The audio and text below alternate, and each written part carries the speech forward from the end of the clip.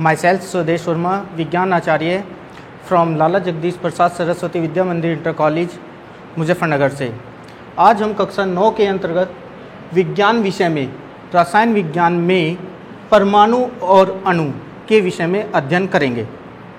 बच्चों, हम सभी जानते हैं कि प्रत्येक पदार्थ सूक्ष्मतम कणों से मिलकर बना हुआ है, या मैं ये कह लूँ कि कोई भी पदार्थ किसी भी वस्तु को तोड़ना या विभाजित करना शुरू करे तो अंत में एक ऐसी स्थिति आ जाएगी जब उसका बारीक चूर्ण हमें प्राप्त होगा।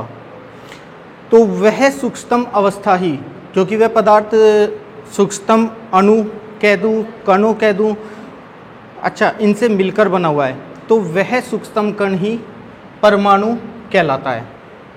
या परमाणु को परिभाषित करने के लिए कहूँ कि किसी भी पदार्थ का वह सूक्ष्मतम कण जो स्वतंत्र अवस्था में नहीं रह सकता है, परमाणु कहलाता है। अर्थात परमाणु के विषय में कि परमाणु है, किसी भी तत्व का परमाणु है, वह किसी ना किसी तत्व से, किसी अन्य तत्व से जरूर जुड़ा रहेगा, उसके साथ संयोग जरूर रखेगा और इसी प्रकार से वह अणु या यौगिक बनाए रखता है। इसलिए परमाणु के बाद मैं डेफिनेशन बताता हूँ अणु की। अणु दो या दो से अधिक परमाणुओं से मिलकर बना हुआ यौगिक अणु कहलाता है, या पदार्थ। दो या दो से अधिक परमाणुओं से मिलकर बना हुआ पदार्थ अणु या यौगिक कहलाता है। अणु के विषय में एक बात है कि अणु स्वतंत्र अवस्था में रह सकता है, जबकि परमाणु स्वतंत्र अवस्था में नहीं रह सकता। परमाणु दूसरे अन्य परमाणु के साथ अवश्य रूप से जुड़ा होगा, जबकि अणु एक अपने आप में स्वतंत्र है। ये चाहे O2 ऑक्सीजन, या फिर नाइट्रोजन का अणु, या फिर कोई भी एक यौगिक ले लूँ, NaOH या NaCl साधारण नमक, NaCl साधारण नमक, तो ये साधारण नमक का एक अणु है। ये सभी एक एक अणु बताए गए हैं, मैंने एक एक अणु का एग्जाम्पल दिया है। नेक्स्ट,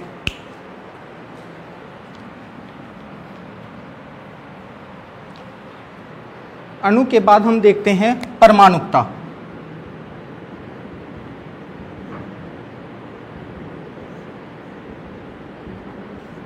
एटमोसिटी। परमाणुकता किसी भी परमाणु की अपनी एक विशेष स्थिति यह होती है कि वह या तो सिंगल अवस्था में रहे, या अपने आप में दो अणु मिलकर रहें, तीन अणु मिलकर रहे, या कोई अणु ऐसा भी होता है, परमाणु ऐसा भी होता है जो 1, 2, 3 या 4 से ज़्यादा अपने परमाणु के साथ ही जुड़कर रह सकता हो। जैसे सोडियम सिंगल है, क्लोरीन, आयोडीन I2 की फॉर्म में, O2 या N2, ऑक्सीजन और ये ओजोन गैस। तो जो सिंगल हैं ये एक परमाणु कहलाएंगे। दो परमाणु आपस में जुड़कर Cl2 का योग कर रहे हैं, Cl2 बना रहे हैं, तो ये द्वि परमाणु कहलाएंगे। इसी प्रकार से I2b, O2b और N2b। अब बात आती है O3, ओजोन। ऑक्सीजन के 3 एटम आपस में मिलकर ओजोन बना रहे हैं, ये त्रि परमाणु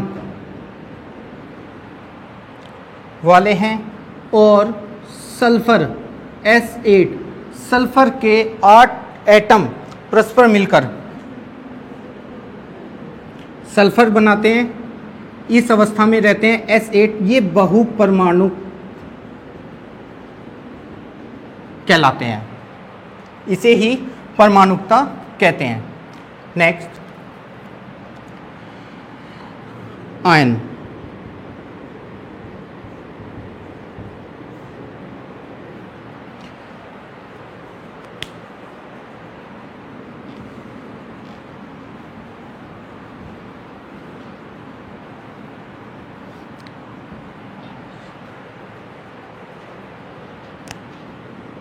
किसी आवेशित परमाणु या अणु को ही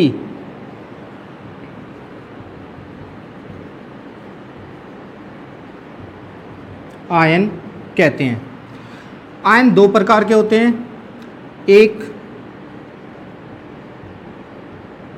धन आयन और दूसरा ऋण आयन। जैसे धनायन का एग्जाम्पल है, किसी भी मॉलिक्यूल के ऊपर या एटम के ऊपर यदि पॉजिटिव चार्ज उपस्थित है तो वह धनायन कहलाएगा। जैसे H positive, Na positive, copper double positive, Fe2 positive या 3 पॉजिटिव। इसी प्रकार से ऋण आयन, जिसके ऊपर जिस मॉलिक्यूल या एटम के ऊपर निगेटिव चार्ज उपस्थित होता है, जैसे Cl और CO3 कार्बोनेट आयन, ये कहलाएगा carbonate ion. Next, OH hydroxyl ion,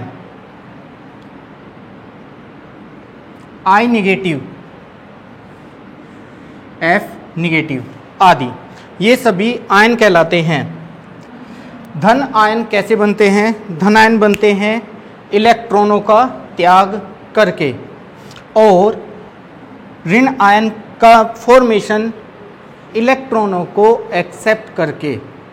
जो परमाणु या अणु इलेक्ट्रॉनों को एक्सेप्ट करते हैं उन पर उतना ही आवेश आ जाता है और वह ऋण आयन कहलाते हैं। ये थे आयन। नेक्स्ट,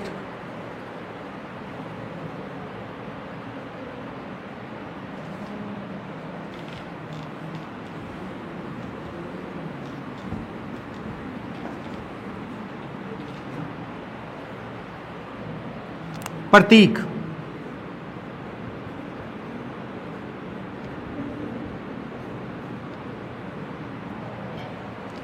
किसी भी परमाणु का या तत्व का पूर्ण नाम का संक्षिप्त रूप जिससे उस तत्व के परमाणु को प्रदर्शित किया जाता है, उसका प्रतीक कहलाता है। जैसे हम कुछ तत्व देखते हैं और उन तत्वों को हम उनके प्रतीक के साथ लिखते हैं। इधर तत्व है हमारा हाइड्रोजन। हाइड्रोजन का जो पहला इंग्लिश में लेटर है H, हाइड्रोजन, उसको हम प्रतीक के रूप में लिखते हैं हाइड्रोजन H। जो पहला लेटर होगा वो कैपिटल लेटर में लिखा जाएगा। जो दूसरा लेटर होगा, जैसे हीलियम में दूसरा लेटर He, तो इसमें हमने E को छोटा लिखा है, H को कैपिटल लेटर में लिखा है, हीलियम। तीसरा तत्व कार्बन, कार्बन को हमने C, नाइट्रोजन को N, ऑक्सीजन को O, सोडियम को Na। यहाँ तक आप देख रहे हैं बच्चों कि हम यहीं से अनुमान लगा रहे हैं कि उसका प्रतीक क्या होगा। जैसे हाइड्रोजन का था, शुरू में हाइड्रोजन HY, तो H आता है शुरू में, हमने H लिख दिया। हीलियम का He, कार्बन का C, नाइट्रोजन Ni, तो N लिख दिया, ऑक्सीजन का O लिख दिया। लेकिन सोडियम में तो S आता है, हमने लिखा है वहां पर Na। सोडियम में S पहले आता है SO और हमने लिख दिया है Na। ये सोडियम का दूसरा जो नाम है नेट्रियम। नेट्रियम होता है लैटिन भाषा का शब्द है, इसलिए हम उस नाम से Na को उठा कर लाए हैं, Na को लिखा गया है यहाँ पे। इसी तरह से पोटेशियम, कैलियम, कैलियम के नाम पर लैटिन भाषा का शब्द है, इसलिए उसे K लिखा गया है। क्लोरीन को फिर से वही क्लोरीन Cl और सल्फर को S से प्रदर्शित किया गया है। इनके परमाणु क्रमांक सामने इनके अंकित हैं। हाइड्रोजन का परमाणु क्रमांक 1, हीलियम का 2, कार्बन का 6, नाइट्रोजन का 7, ऑक्सीजन का 8, इस प्रकार से है। तो प्रतीक क्या है? प्रतीक किसी भी तत्व का के पूर्ण नाम का, किसी भी तत्व के पूर्ण नाम का संक्षिप्त रूप, जिससे हम उस तत्व को प्रदर्शित कर सकें, प्रतीक कहलाता है। नेक्स्ट,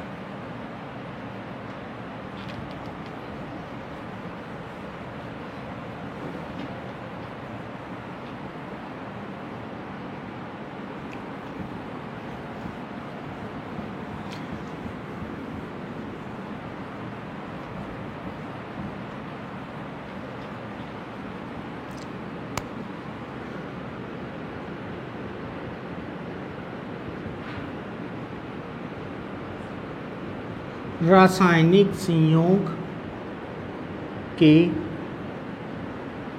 नियम। रासायनिक संयोग के नियम, इनमें 2 नियम प्रमुख है। नंबर 1, द्रव्यमान संरक्षण का नियम।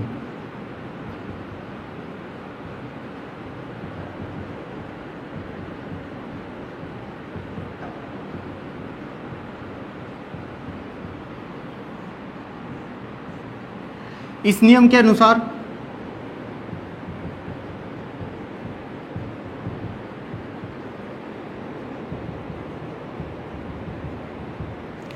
द्रव्य को न तो उत्पन्न किया जा सकता है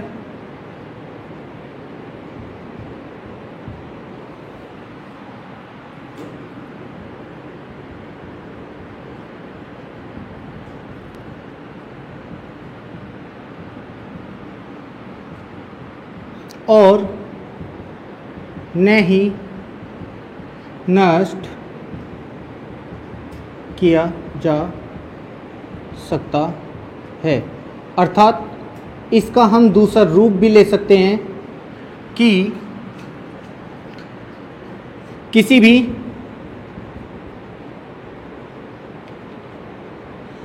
रासायनिक अभिक्रिया में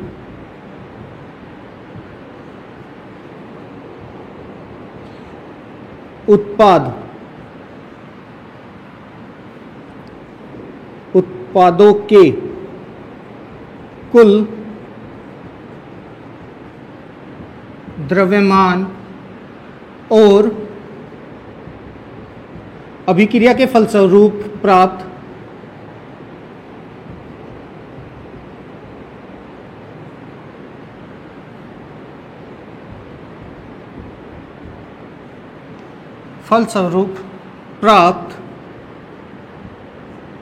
उत्पादों के द्रव्यमान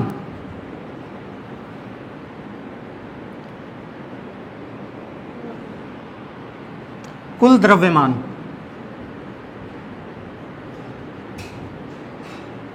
समान रहते हैं।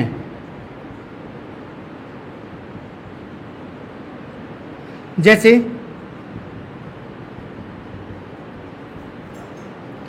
हम एक मैग्नीशियम का तार लेते हैं, मैग्नीशियम के तार को लेकर उसे वायु में जलाते हैं।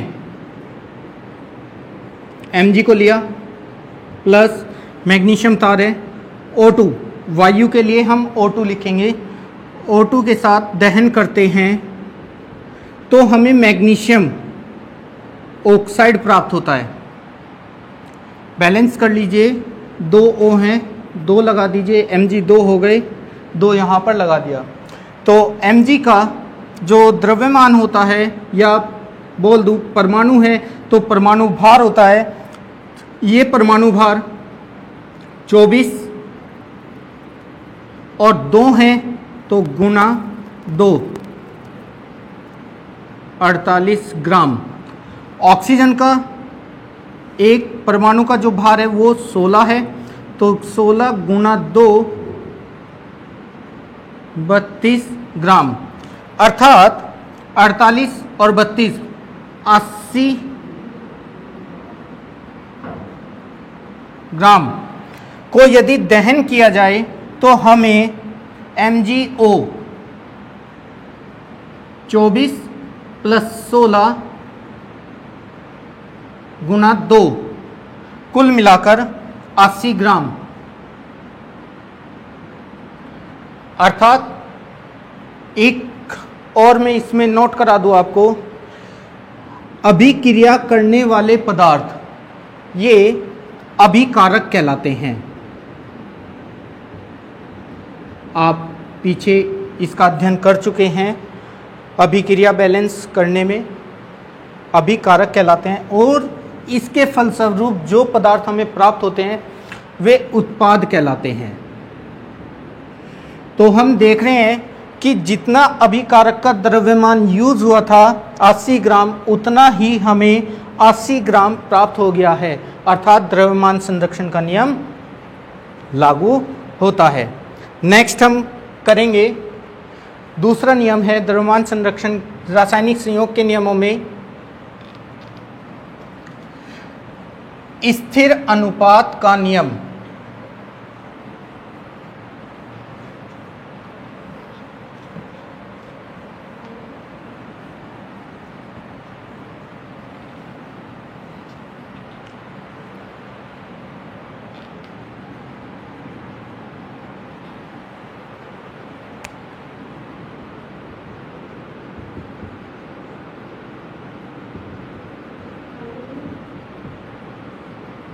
स्थिर अनुपात का नियम, इस नियम के अनुसार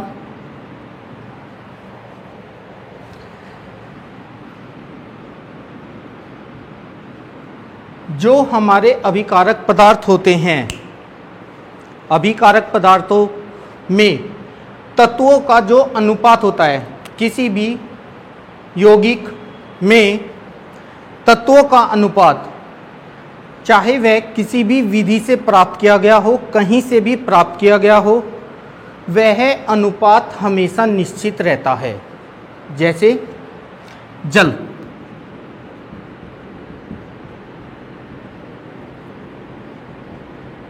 फॉर्मूला है इसका H2O, हाइड्रोजन के 2 एटम यूज हो रहे हैं, ऑक्सीजन का 1 एटम यूज है।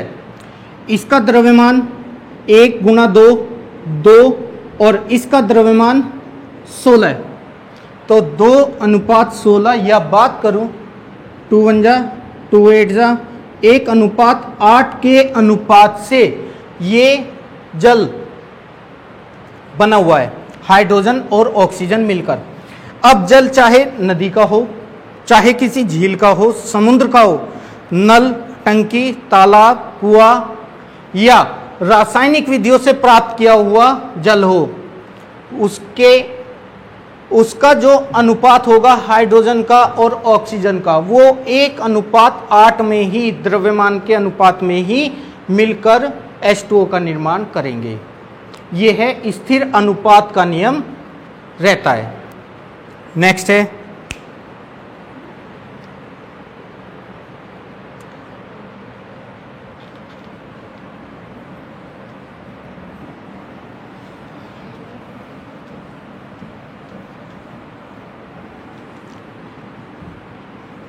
डाल्टन का सिद्धांत।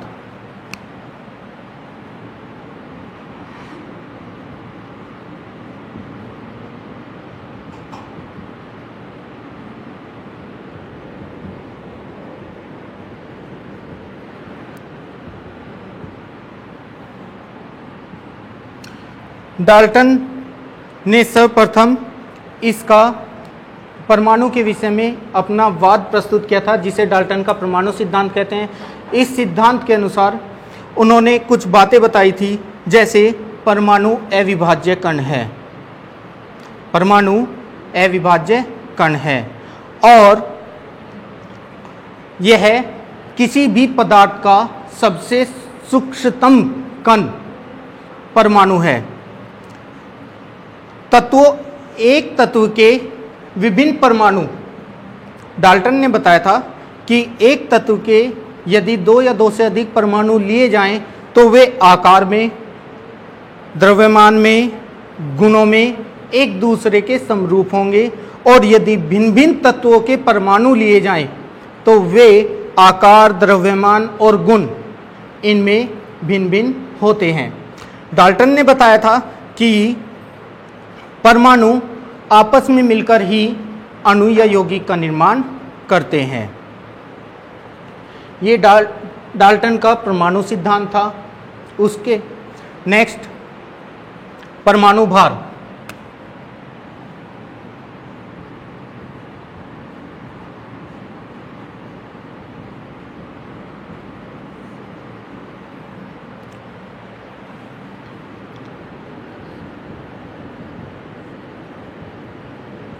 किसी तत्व का परमाणु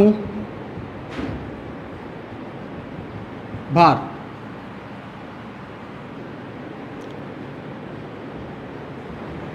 वह संख्या है जो यह प्रदर्शित करती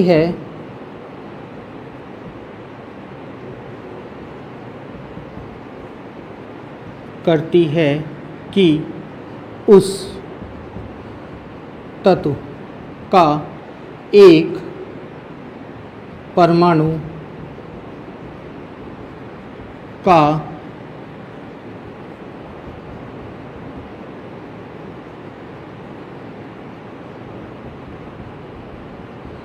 औसत भार कार्बन 12 के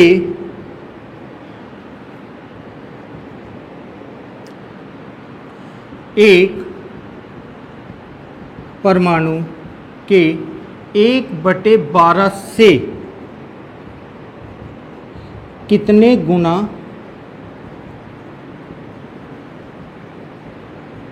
भारी है। किसी तत्व का परमाणु भार वह संख्या है जो यह प्रदर्शित करती है कि उस तत्व का एक परमाणु, उस तत्व के एक परमाणु का औसत भार, एक परमाणु का औसत भार कार्बन 12 के एक परमाणु के 1/12 से कितने गुना भारी है। या सिंपल रूप में, यदि सिंपल हमें किसी भी न्यूमेरिकल टाइप में इसकी आवश्यकता हमें परमाणु भार की पड़ती है, तो तत्व के परमाणु का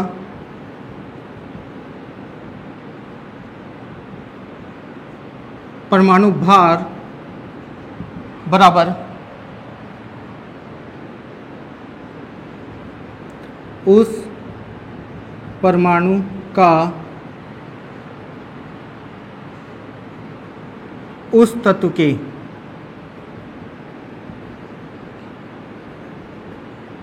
एक परमाणु का औसत भार बटे गुना 12 लगा देंगे यहाँ पे कार्बन 12 से, कार्बन 12 के एक परमाणु का भार। इस फॉर्मूले की सहायता से हम किसी भी तत्व के एक परमाणु का भार, परमाणु भार निकाल सकते हैं। नेक्स्ट आणविक भार या अणु भार।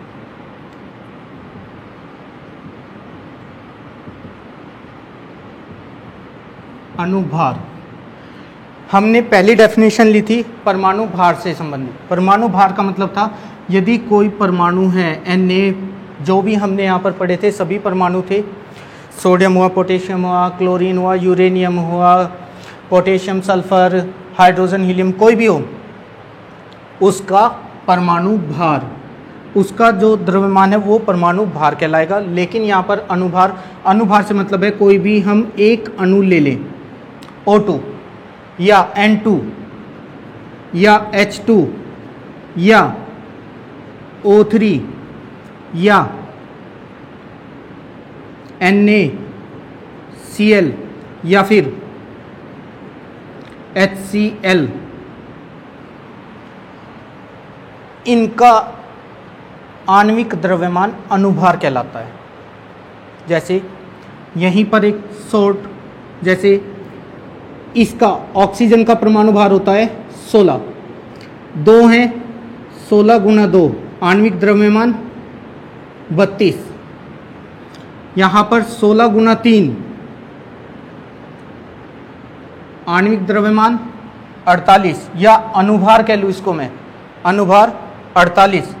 N2 का 14 होता है, गुना 2 हैं, 14 दूनी 28, इस प्रकार से। नेक्स्ट NaCl, Na का जो परमाणु भार होता है वह होता है 23, प्लस कर दूँ आगे Cl का जो परमाणु भार होता है वह 35.5 इजिकल टू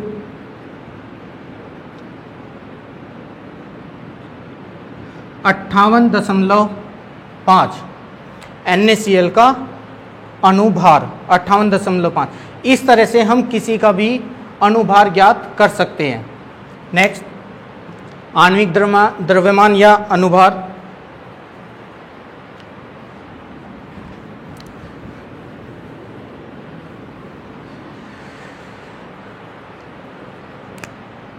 किसी भी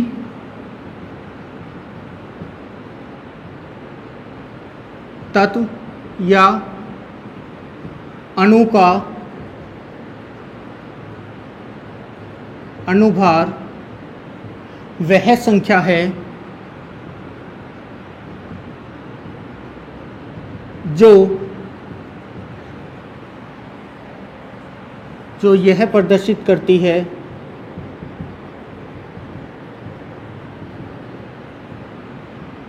कि उस अणु का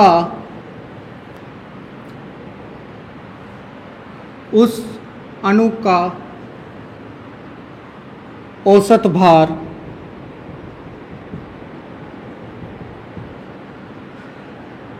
कार्बन 12 के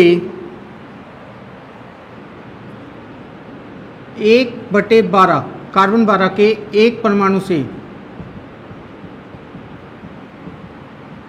एक परमाणु के 1/12 से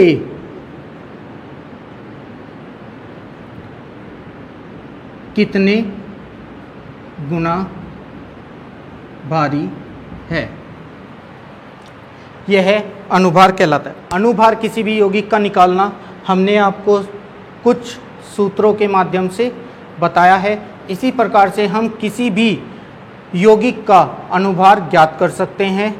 धन्यवाद।